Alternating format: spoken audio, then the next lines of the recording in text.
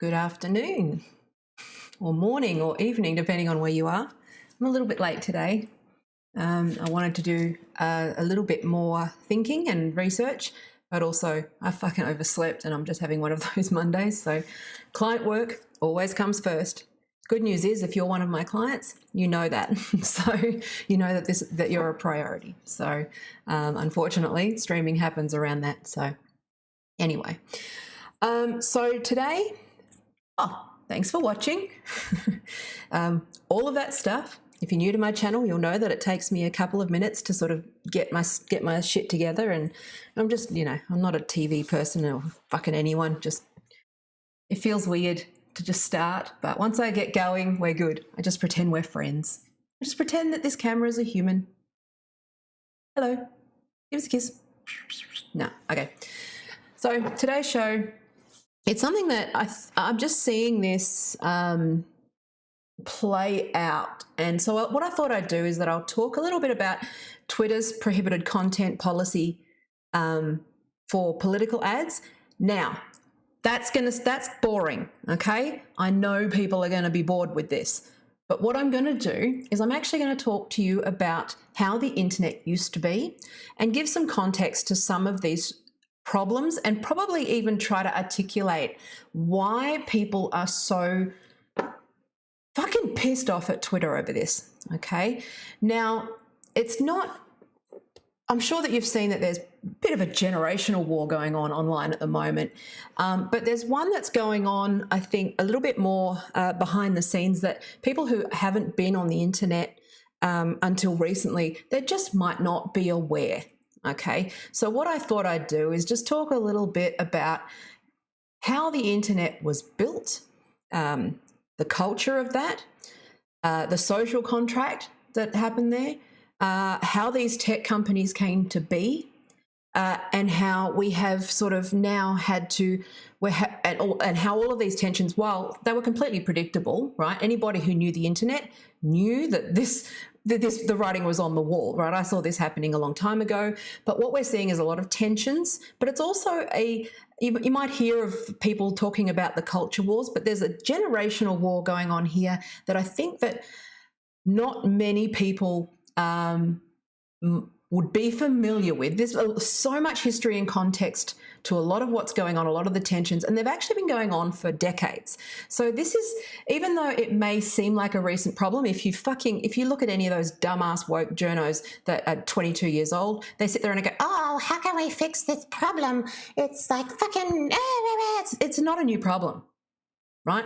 If you've been on the internet since year dot, like good old me, you'll know that these tensions and these tribal wars and these generational differences have been simmering under the surface for some time. Now, I'm hoping this isn't too long, and I do want to talk, I actually want to deep dive more into this topic because this is where I'm fucking nerdy, but it's also something that people might not really know much about, because I think a lot of people who are enthusiastically fucking on the internet and using it for business or using it for ads, particularly ads in advertising, all those fucking stupid marketing consultants and fucking social media experts there was a time before this, okay, which was the internet for weirdos and the internet for different people, and it was a place for, well, basically the internet was built on the very thing that is being fought right now. But I'll get to that. So what I'll do is I'll do a quick screen share. I'll give you a little bit of context for the first bit, but bear with me because I'll start to tell some fun stories as well about, well, hopefully they come across as fun.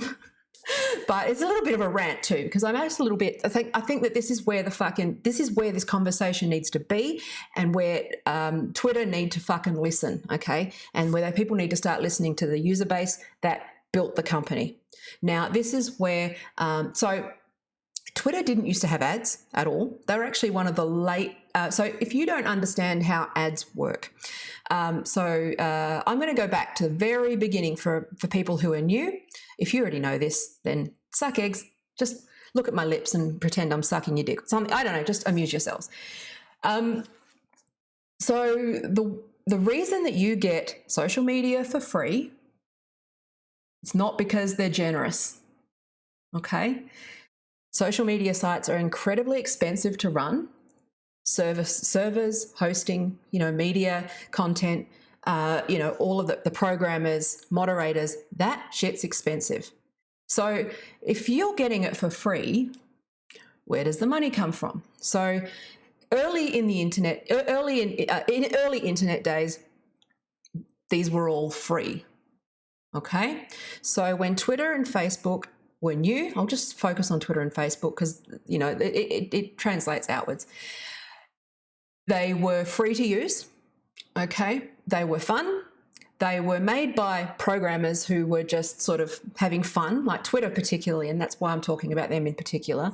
Facebook's a slightly different beast, but we'll talk about Twitter. It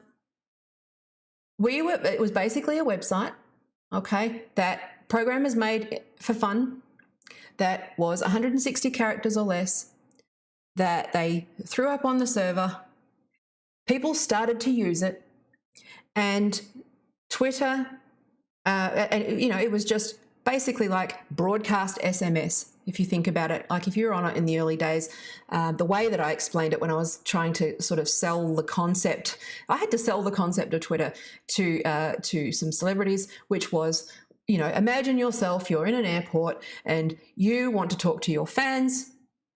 I'll talk about, this is just about the initial, what I see to be the initial value proposition of Twitter, which was, and this is how I sold it. I still remember this meeting where I sold it this way. So you're in an airport.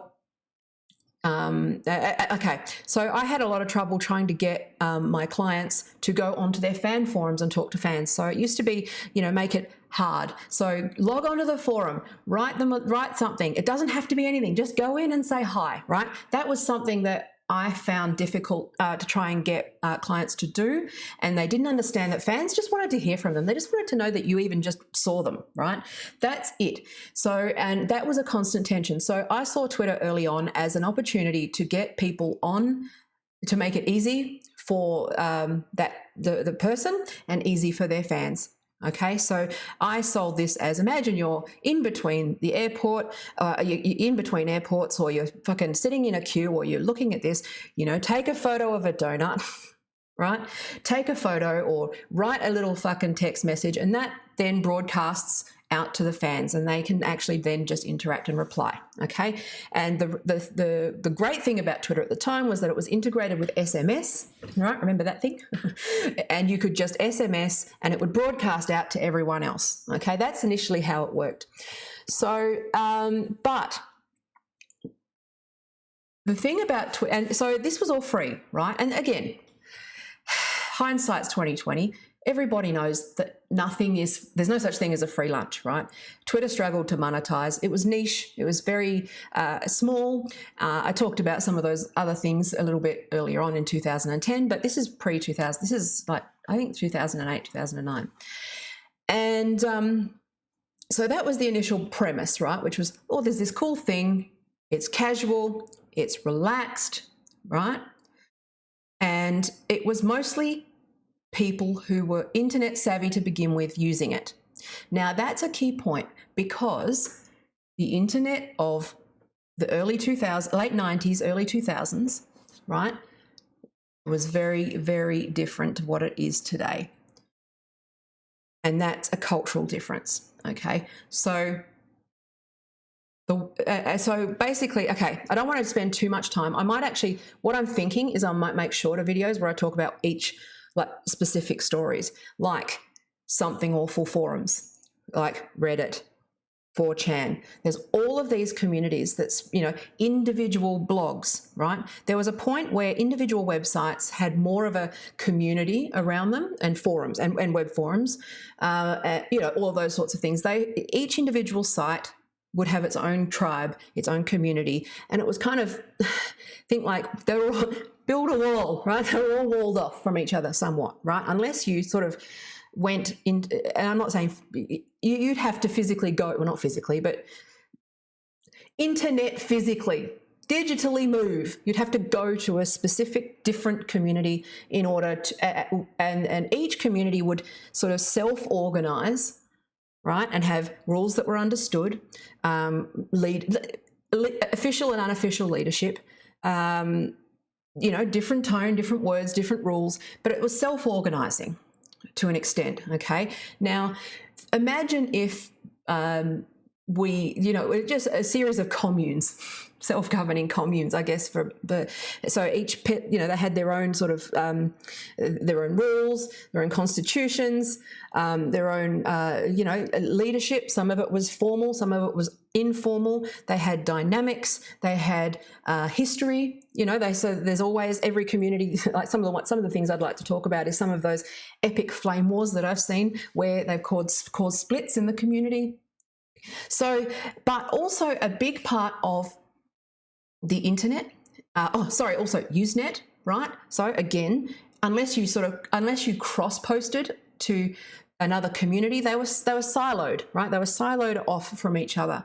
And so that's one thing to remember, is that they were sort of self-governing. So you had these sort of little tribes, and that was mostly a good thing, but it was also a bit of a bad thing. So some of the most famous cases are where, obviously KKK websites, extremist websites, bomb websites, pre-2000, right? If you had some sort of social thing, right? I was reading an article and it was like, I like to fuck pillows, for example, right? And you went and said that publicly, you'd be ostracized or feel singled out, and you would sort of, you learn through social feedback what is and isn't appropriate, okay? You'd sort of, whereas the internet allowed you to not only find, if you broadcast, I like to fuck pillows, this is a really bad example, it's just the example that was in the article that I read, is that if you broadcast on the internet, I like to fuck pillows, and then someone goes, well, I like to fuck pillows too, and then 3, and then you become a club and a tribe, and you could build a forum and a community and leadership and organize, right? That was both the beauty of the internet, in the sense that if you're a fairly normal person, like you'd form around fandoms. The internet, the fans are the scaffolding of the internet. And when I say fans, I mean it could be a fan of an idea, a thing, a person, fucking pillows, whatever, okay? The point is, you need to understand that the internet is built on fandoms, and fandoms are tribes, okay? They have their own sets of rules, their own sets of culture, their own sets of, all the things that I talked about before.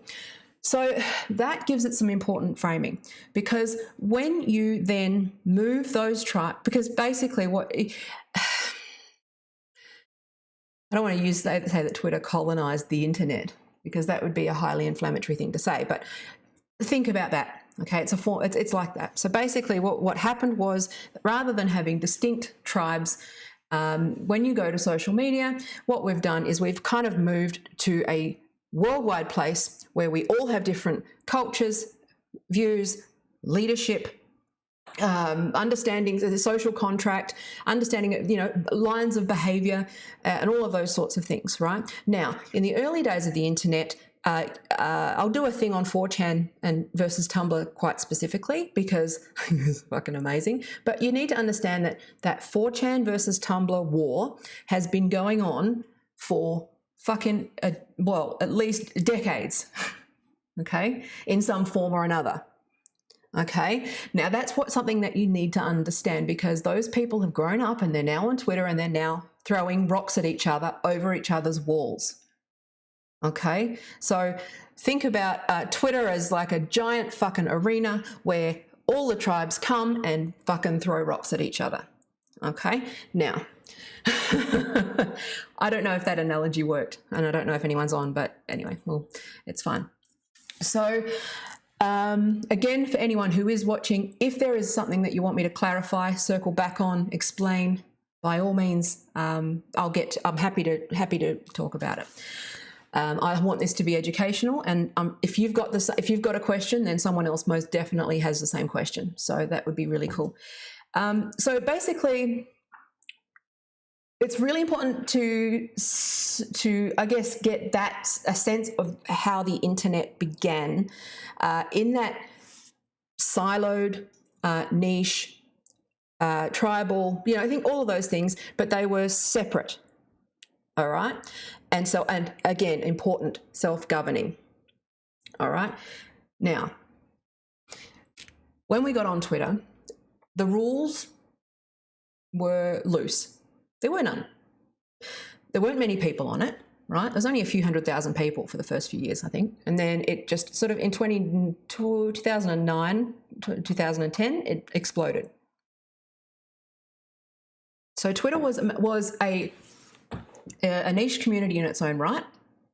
And one thing you need to, I say that all the time, you need to understand, I've got all these verbal tics that I'm aware of. But anyway, we'll get there. Let's have a Taya drinking game because I do say the same things. So, what was I going to say? Hang on. Colour. There we go. My fucking yellows keeps going up. There we go. So, the internet evolved, right? The people that were on the internet, first of all, it was hard to get on. Okay, so you did need to, first of all, own a computer. Second of all, you needed to know how to have a modem. So computers didn't even come with a modem, right? You needed to know how to set it up in order to get onto the internet. You didn't just turn it on and Google like you do now, right? Gather by the campfire, children, and let me tell you about the time when the internet was... Yeah, anyway. It's important context. So, but there was an understanding with, again, it's because it was self-organising. The people that were attracted to the internet were people like myself, people who were sort of isolated socially, didn't fit in, liked things, enjoyed sharing and writing and creating and that sort of stuff. It was really a sandbox for the people that were different, right? And I know everyone talks about, like geeks in their mum's basement and Gamergate, but Gamergate is that's one of those collisions where that stuff has actually, that's a generational war as well. I'll talk about that one. Now, I know I'm skimming over a lot of the theory, but I'm sort of forming thoughts as I go because I think there's a book in some of this. But so basically so in those communities, right, it was certain personality types, okay, often mostly introverts. Again, there's exceptions, but, introverts, geeky, creators, people who I always considered it to be like I was like a head in the jar, like Futurama. I could be whoever I wanted to be, independent of my body, independent of my gender, independent of sex, independent of, all of these things. And I could just be whoever I wanted to be, wherever I wanted to be, in the communities that I wanted to be in, and, talk shit. Right? Now, a big part of that is snark. Now, snark is humour, sarcastic humour, piss takes, irony, dark humour, that kind of stuff. That dominated the internet in that period of time, right? There were those people who used the internet as a library, but then there were those who used it as a sort of cultural outlet where they could just do what they wanted to do. They could say what they wanted to say. There were no bad ideas. You only stood on the strength of your ideas. And if you're a bit of a dickhead, there was a bit of a pile-on and hopefully you learned from it, right? It was Lord of the Flies. There was no block button.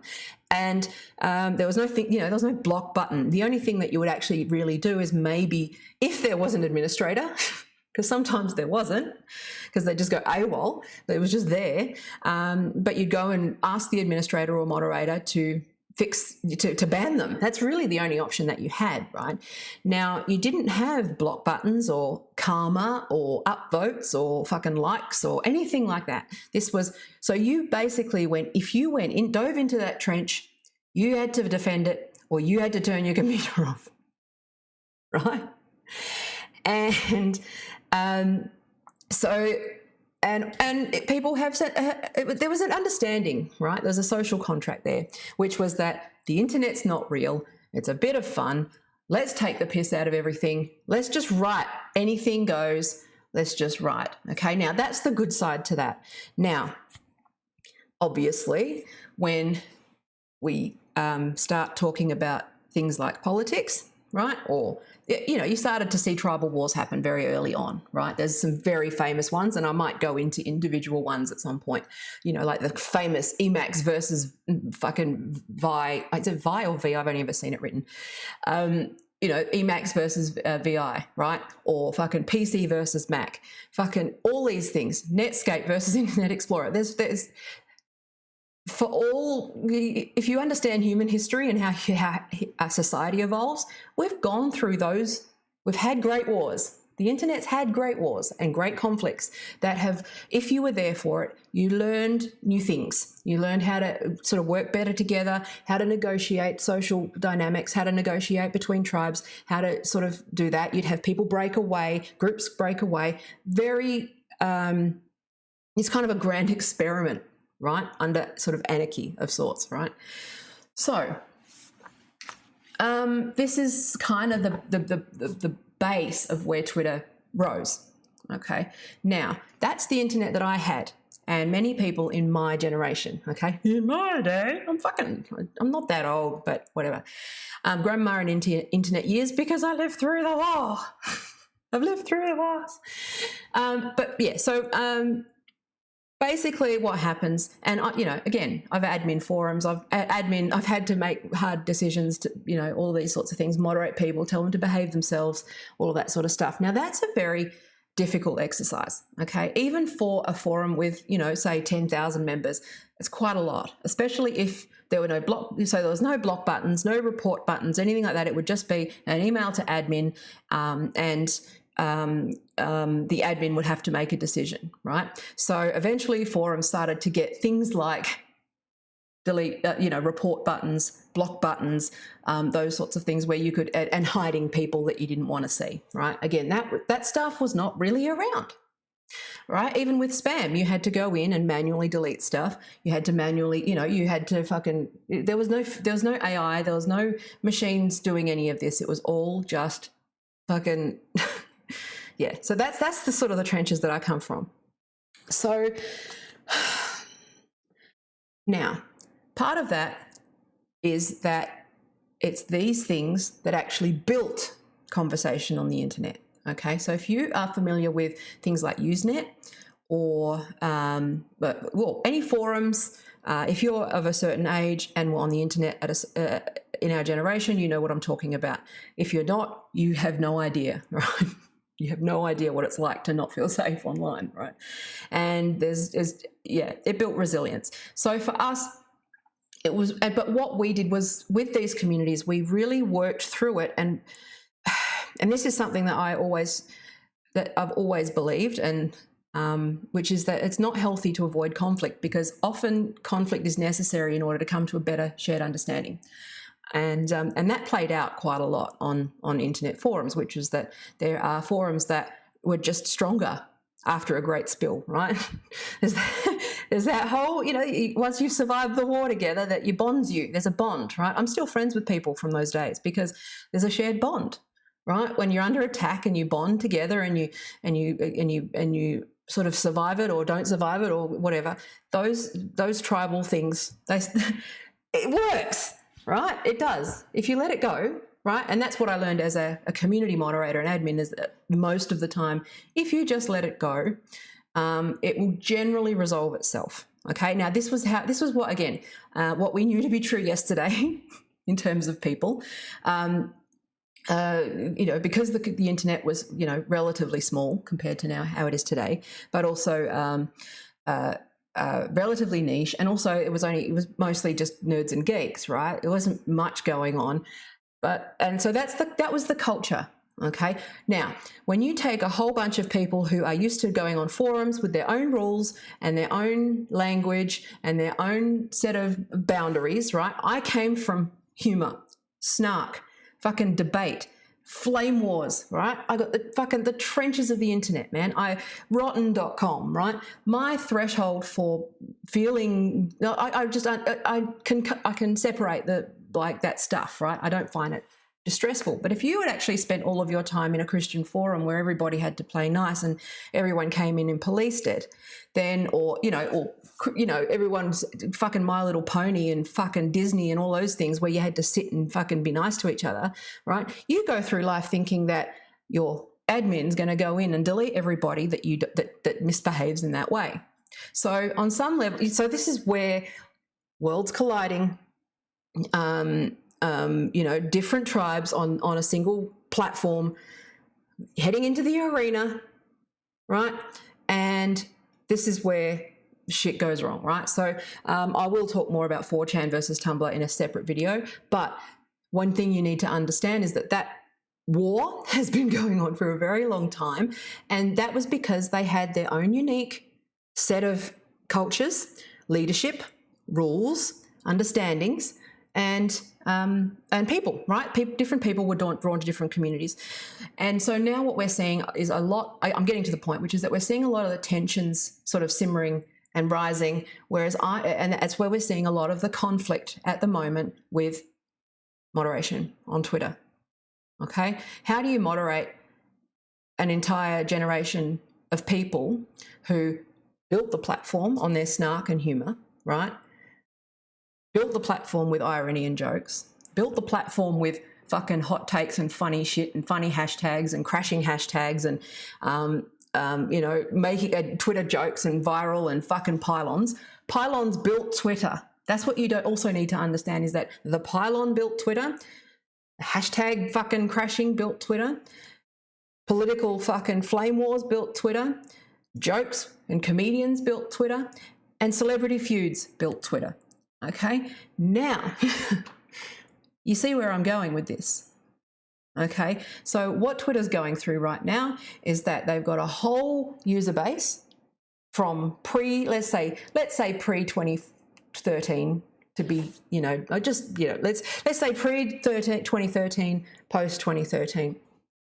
There's a generational war going on there, right? Because there's a whole user base of pre-2013 users who understand and were told and allowed and supported and promoted to have fun, okay? Have a joke. Say whatever the fuck you want, okay? Be a bit irreverent. Make fun of celebrities. Fucking hilarious, fucking awesome and fun, right? Make fun of fucking journalists. Make fun of dumb people. Say fucking whatever the fuck you want, okay? Now, again, that's just how it is. It's just whatever, okay? Then you've got the generation sort of 2013 onwards who have come out of forums where they're used to moderation, they're used to having the ability to block, they're used to having an admin or parent come in and fix their shit, and they are wanting the entire platform of all of the internet's tribes, right, to cater to them, okay? And that's the blue checks and the fucking people, right? And I'm going to get there's a reason why I'm getting to this, and the blue checks are a fucking problem. And again, I'm talking about the woke blue checks. I know that it's heavily biased in the favour of fucking established media and mainstream fucking woke fucks, okay? So anyway, let me have some water. So basically you've got this sort of group, let's just call it the homeschooled kids, right? So Gen X are over, we're all in this party, we've all created Twitter, we're all having fucking fights over coriander, like we talk about my previous video. We're all fucking each other and fucking snarking and having fun and laughing, and it's just part of the fun, right? It's the water cooler, anything goes. Have a bit of fun, bit of dogpiling, harmless, okay? Sometimes it went a bit too far, but overall, it builds skin.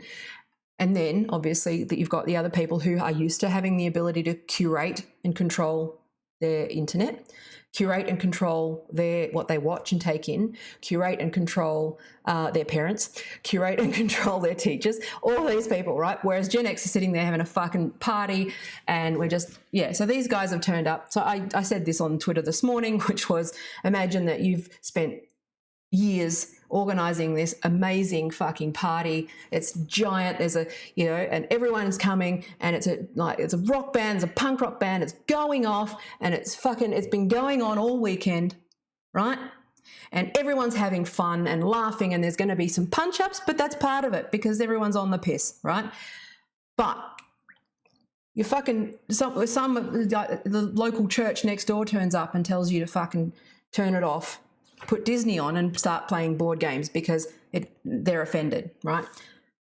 That's how it feels to those of us who have been on the internet longer than others, okay?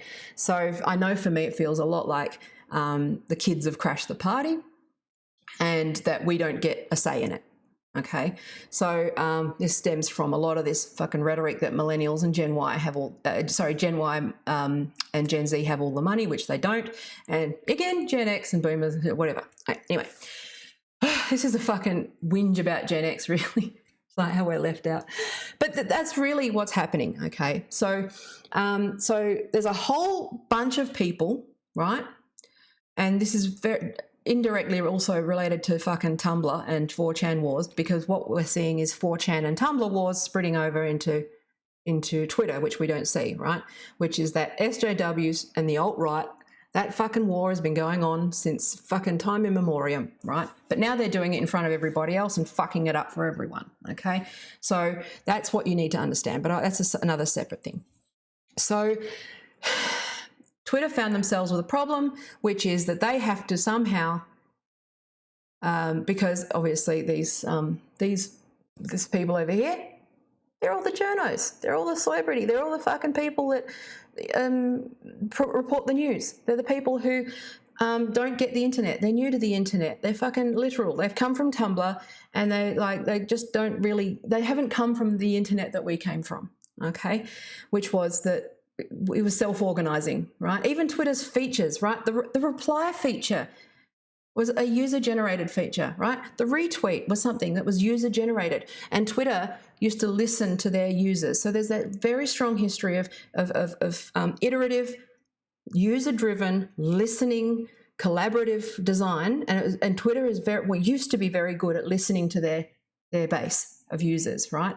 And what they've done is they've changed the deal. Okay, so trolling was a big part of it, right?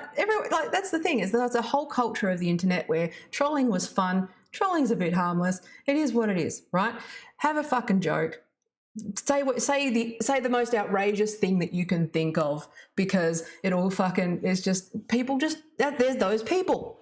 I'm one of those people. I'll just say whatever I fucking want, right?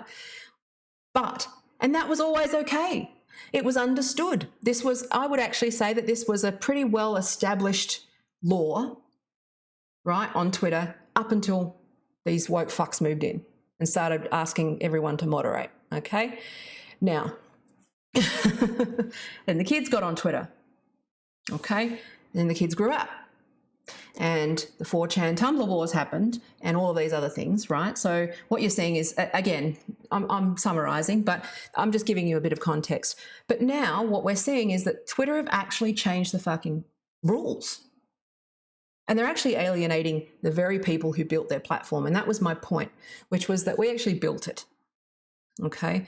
Like I said before, snark, jokes, comedy, the replies, a good-hearted fucking hashtag spam, a good-hearted fucking dog pile, all of the things that Twitter was built on, the foundation, right?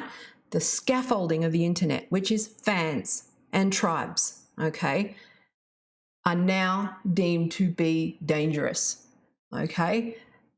And so what happens is you get Twitter that goes mainstream, and a bit of fucking outrage over the president being on there, and everyone and the bot situation, okay? People figured out how to game the system with bots, which again, that's something where I just was like, well, yeah, I had to deal with spam bots. That's part of it, is dealing with spam, okay? And dealing with fucking bots and those sorts of things.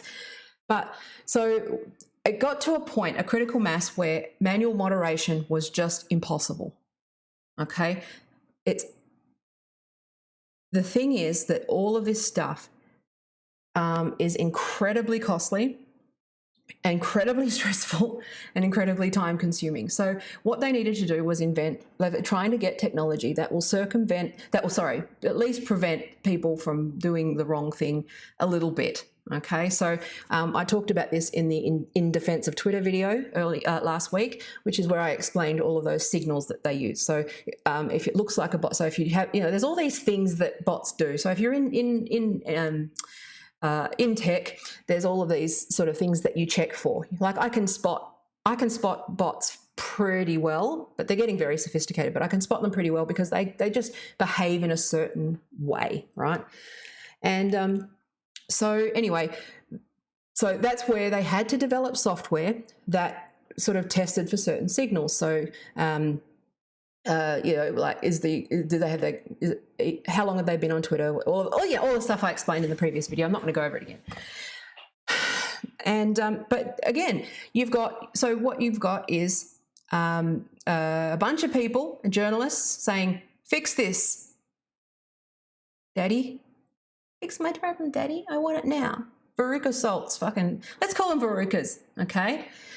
They want it fixed, they want it now, they don't want to play, they want the whole playground to be fucking catered to them, all right?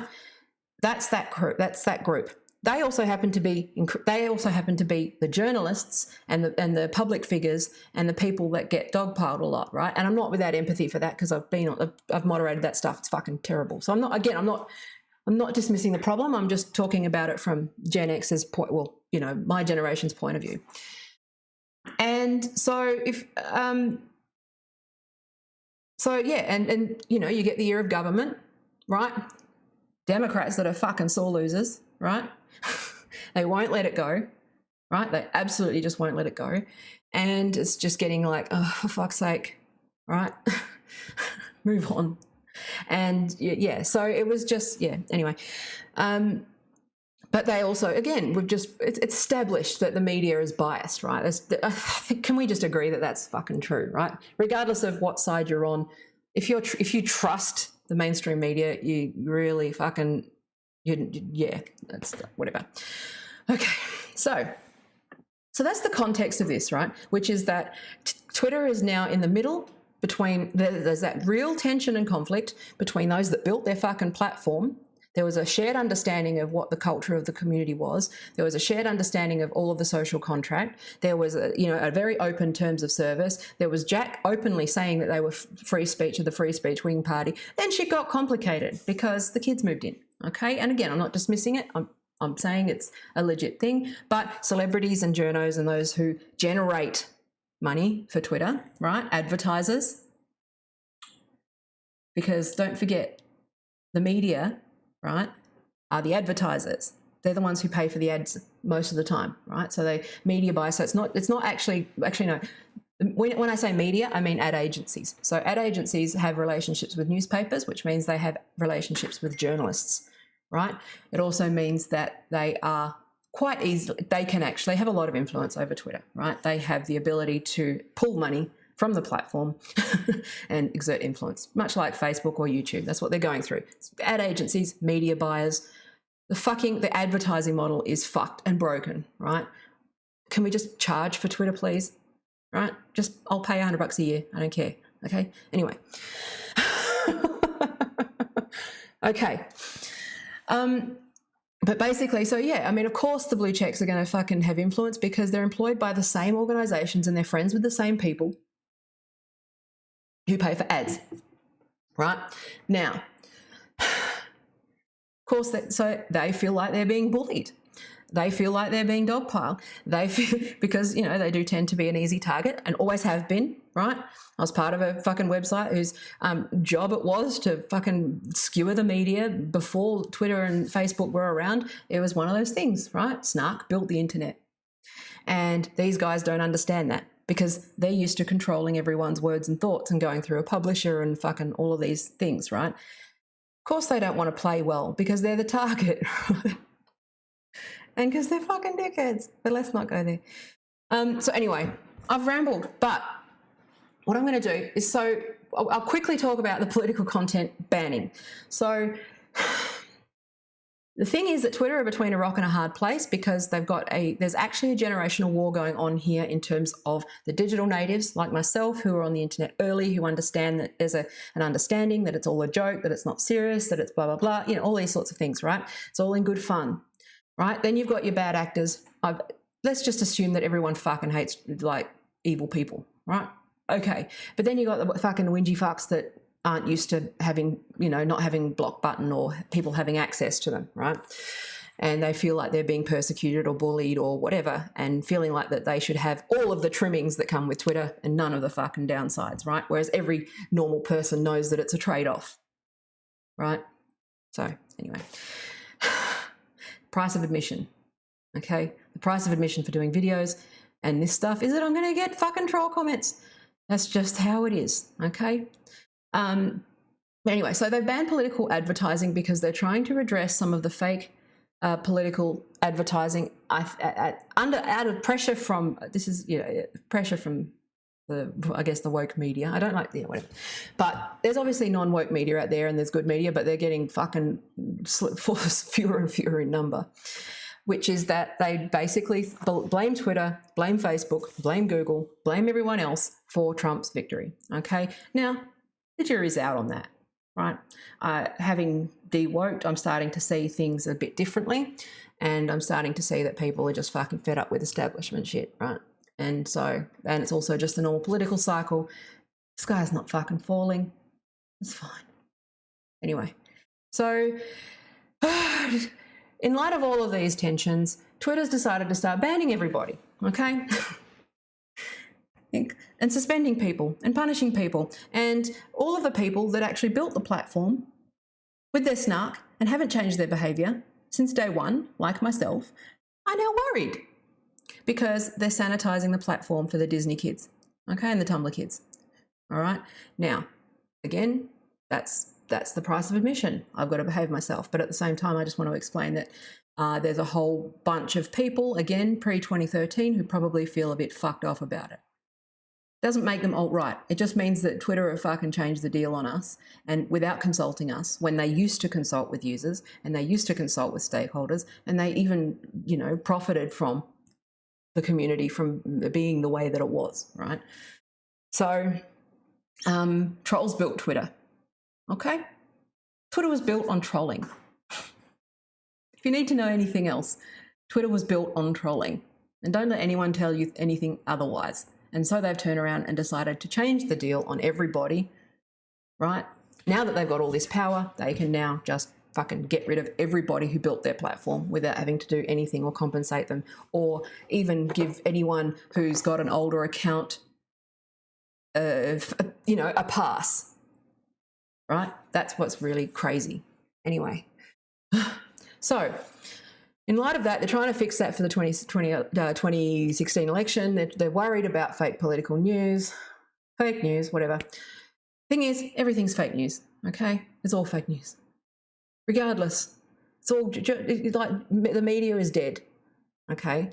And Twitter being a user-generated platform, user-generated content platform, and fucking highly profitable source of stories for media publications, right? I've had stories on me that haven't been compensated for, but the journalist was, right? Through Twitter. Just saying. Okay. They've exploited the base. They have profited from the base and now they're turning on us. Okay. And that's where I think there's a lot of people who feel a little bit put out by the whole thing because, we built it. Users built it. Okay. And they've changed the deal. So now you can't talk about anything really controversial. You can't be ironic. Okay, that's right. That all can be back. So now enter artificial intelligence and machine learning and automated moderation, which doesn't tell the difference between hate speech and irony. Can't tell the difference between a joke and not a joke. It only filters for words. Right? It doesn't allow for self-defense. It definitely doesn't allow for people calling out a fuckwit when a fuckwit is a fuckwit, right? There's specific language patterns, and I'm going to show you an article, which is, where is it? Right? Hang on, sorry. where to go? So this happened this week. Right, screen share. Twitter reportedly cracks down on users tweeting, "I hired Donald Trump to fire people like Yovanovitch," right?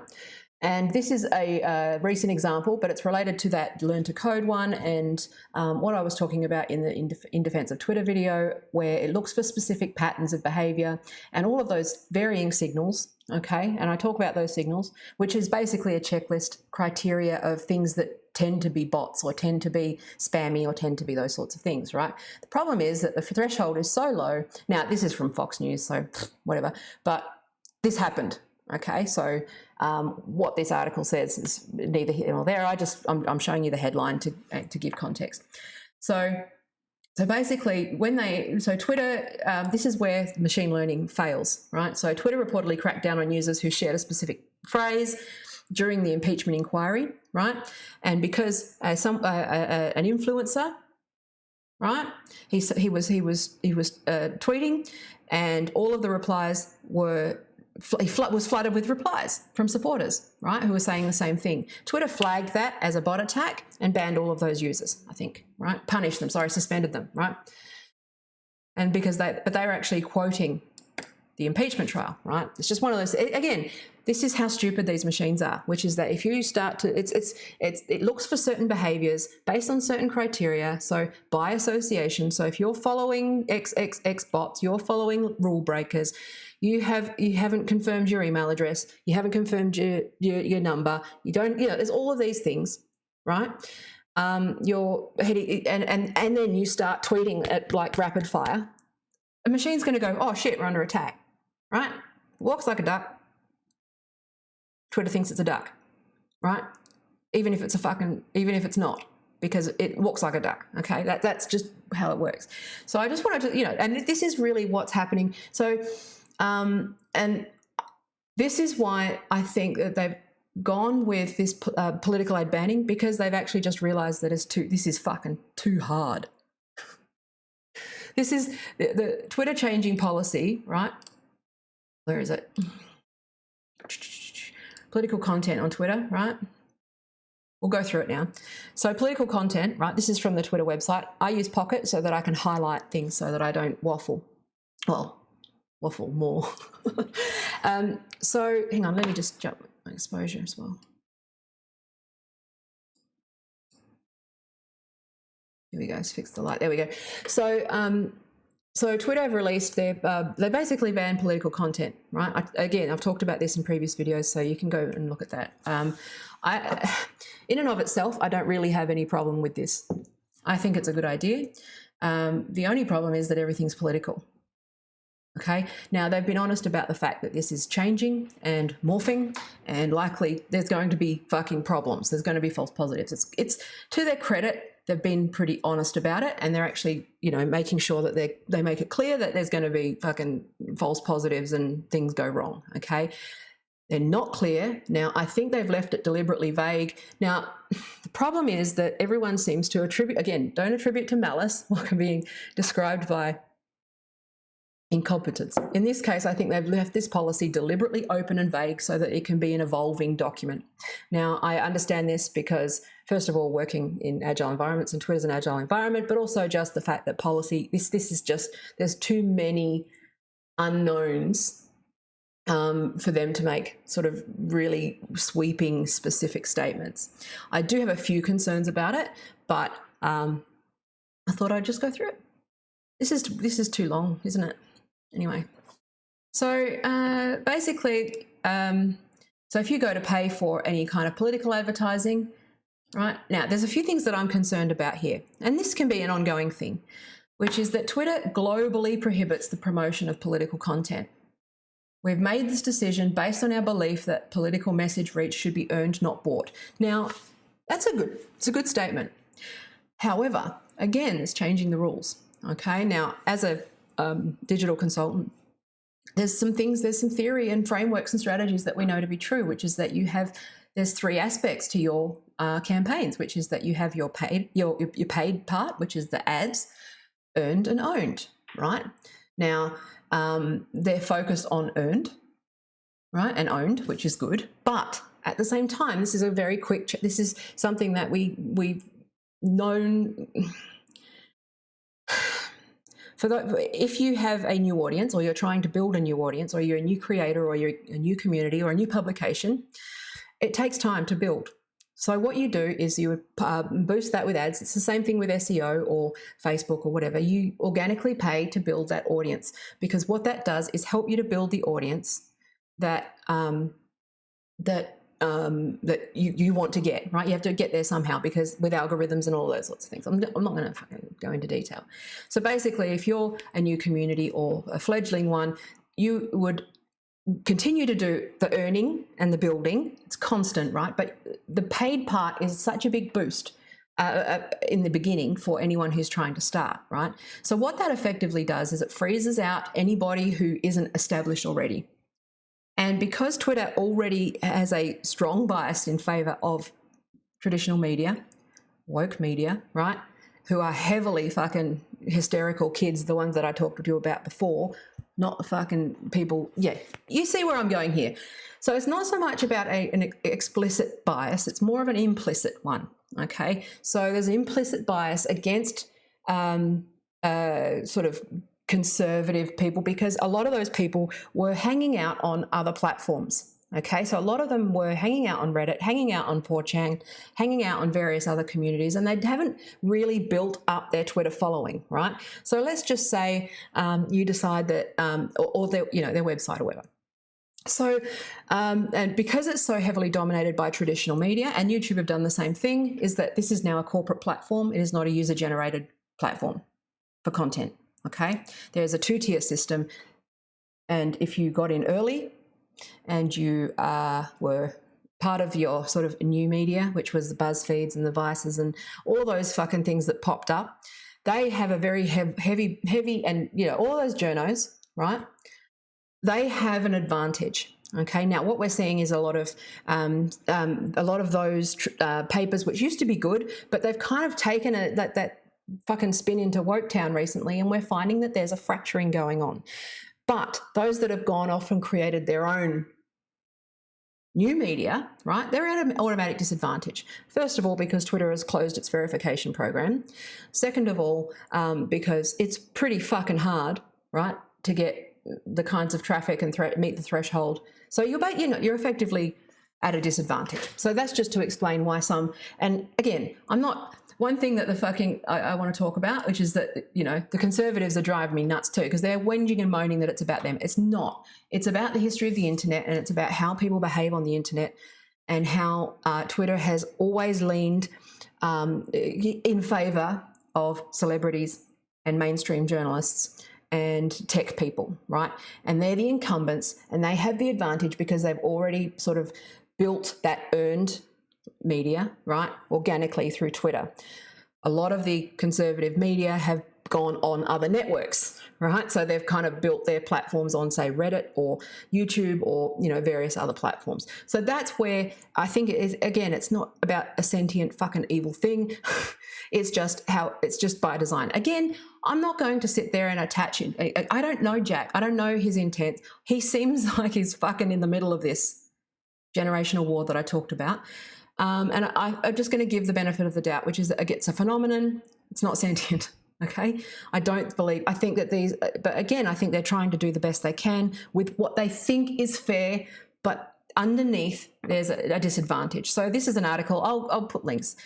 But basically, for those that are listening, it's a Mashable article that says that Twitter's political ad ban just hit, and it's already pissing off conservatives. And yes, there's a problem with bias, but at the same time, there's also a problem. It's just about where you've been building your audience. Okay, so if basically Twitter is saying if you haven't already earned your blue check, and you haven't already earned your audience, and you aren't already established, that's it, right? And that's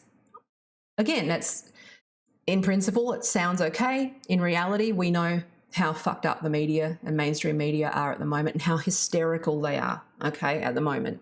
It's all just fucking Trump derangement syndrome everywhere, okay? It's a thing. You don't have to be right-wing to think that fucking people have lost their minds over Trump.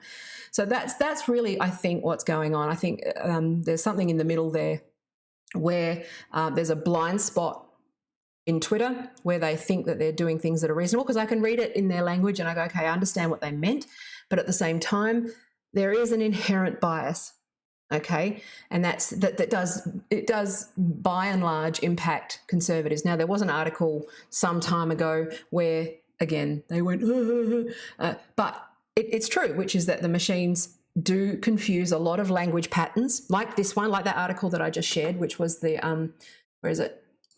Oh, whatever. One of these, whatever, who cares? That. Go back. The one where it was looking at the language patterns. That's just how it is. It gets confused for bots, right? And so one thing that a lot of the, I guess, like I talked about this, which is the trans rights activists, they know this. They're on top of this. There are groups that are on top of this, which is why they change the words they use every other week. Okay, they change the words because it stays ahead of the algorithm. Conservatives tend to be, they meme, but they overtag the meme and they'll often fucking, get caught up in the filter. I don't think that there's an inherent bias to it, is what I'm saying. I think it's just that one is slipperier than the other. I really do. I think it's just a matter of knowing how to fucking, anyway. Watch the defensive Twitter video if you want to see that. So the policy itself, now the policy, you go ahead and read it, I'll put links, but the thing that you've got to watch out for is, the thing that concerns me is that, first of all, it's global.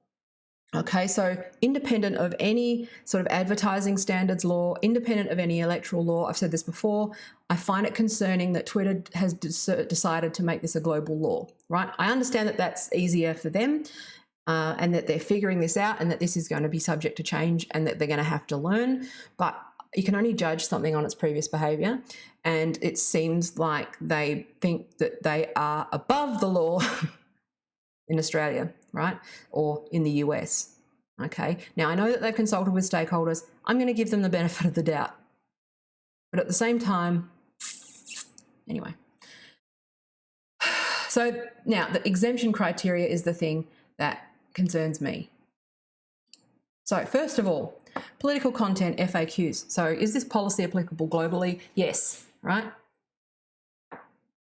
So I'm not going to go into the details because you can read it for yourselves if you're really interested.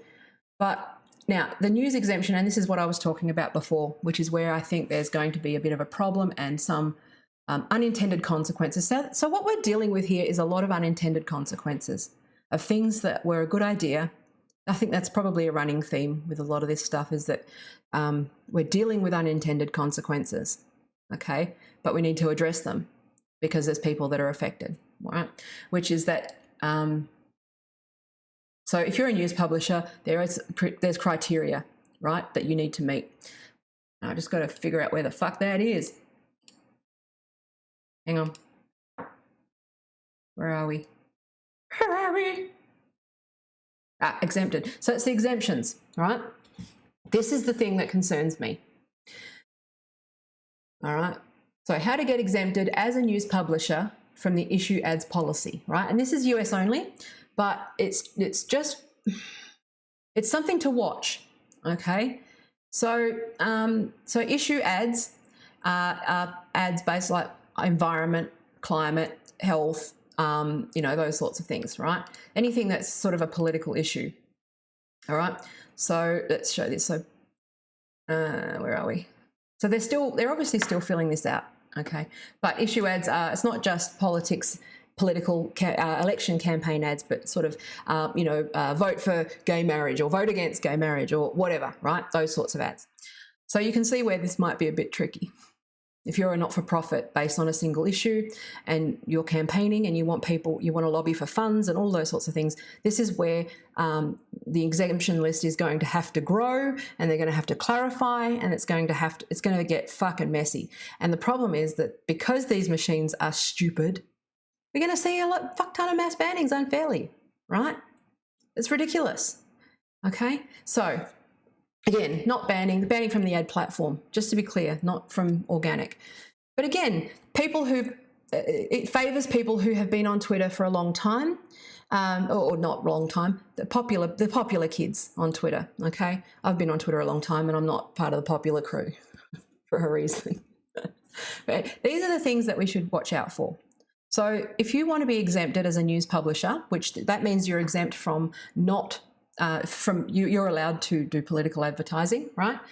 Is that you can meet, so they're not, so per our issue ads policy, advertisements promoted by news publishers that meet the following criteria will not be identified as issue ads.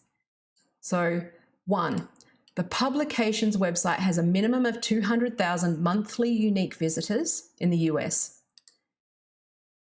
right?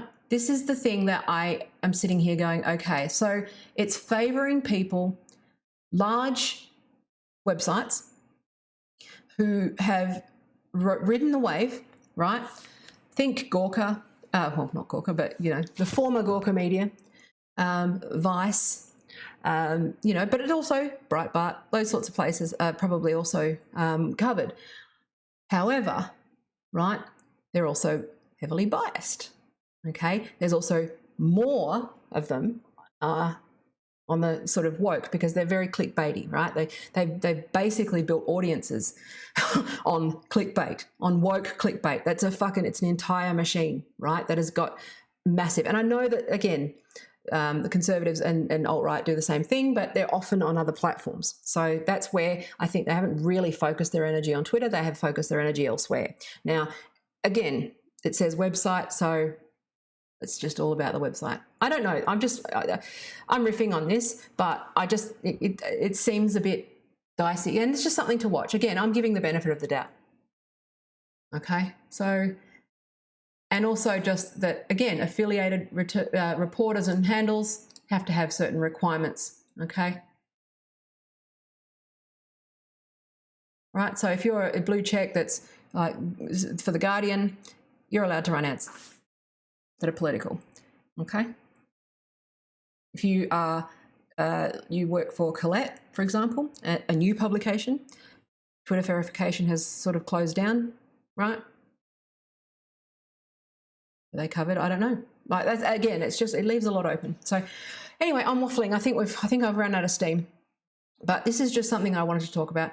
I know that I didn't really talk about the political ads, but I just really wanted you to understand that there's really a political tension going on here that is different to what you think it is, okay? Which is that the technocracy, they've built the entire internet off the back of fans. They've built the entire internet off the back of flame wars and drama and fun, and now they've moved in, taken over, making money, and kicking us all off, right?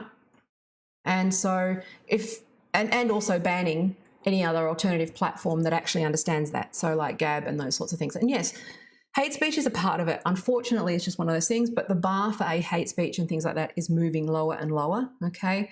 And so it's just something that people need to be aware of, which is that the internet's not what it used to be. I've waffled. I think it's time to go. I've outstayed my welcome. Definitely outstayed my welcome. But hang on a second. I've outstayed my welcome by far. But it's worth talking about. It's worth thinking about. This sort of, the wheels fell off here a little bit at the end because I kind of ran over talking about the old internet, which I like doing. But I'll talk some more about those specific examples. But it's one thing, I think we should probably have a little bit more compassion for each other on this because the world's changed, right? Not only has the world changed, so boomers, fuck this okay boomer stuff, right? Because not only did computers become, like, wipe out most of their jobs, right? It's wiped out most of, communications as they know it, right? For Gen X, the culture of the internet has changed, right? So we signed up with an understanding there was a certain understanding, and it was more intimate. it was sort of self-regulated. It was self-governing.